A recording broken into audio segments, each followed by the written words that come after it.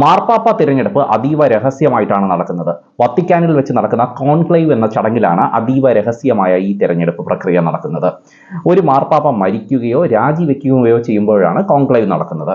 1379 മുതൽ college of കർദിനാൾമാരിൽ നിന്നാണ് മാർപ്പാപ്പയെ തിരഞ്ഞെടുക്കുന്നത്. നിലവിൽ 252 കർദിനാൾമാരുണ്ട്. ഇതിൽ 80 വയസ്സിൽ താഴെയുള്ള 138 പേർക്കാണ് കോൺക്ലേവിൽ വോട്ടവകാശമുള്ളത്. ഇതിൽ 110 പേരെ നിയമിച്ചത് ഫ്രാൻസിസ് മാർപ്പാപ്പയാണ്. വത്തിക്കാനിലെ സിസ്റ്റീൻ ചാപ്പലിലാണ് കോൺക്ലേവ് നടക്കുക. കോൺക്ലേവിൽ ദിവസം 4 റൗണ്ട് വോട്ട് കാണും. രാവിലെ 2, വൈകിട്ട് 2. ഈ രീതിയിൽ 2 വോട്ട് ഒരാൾക്ക് കിട്ടുന്നതുവരെയും വോട്ടെടുപ്പ് പ്രക്രിയ തുടരും. മാർപ്പാപ്പ മരിച്ച ശേഷം 15 മുതൽ 20 ദിവസത്തിനകമാണ് ഈ കോൺക്ലേവ് തുടങ്ങുക. പ്രക്രിയ അതീവ രഹസ്യമാണ്.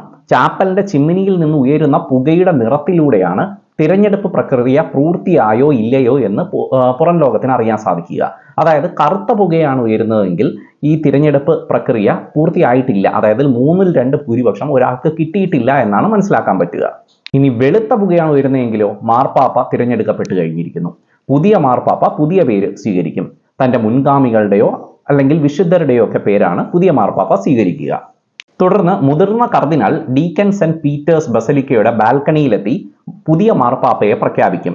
ശേഷം പുതിയ മാർപ്പാപ്പ ബാൽക്കണിയിൽ വന്ന് വിശ്വാസ സമൂഹത്തെ അനുഗ്രഹിക്കും.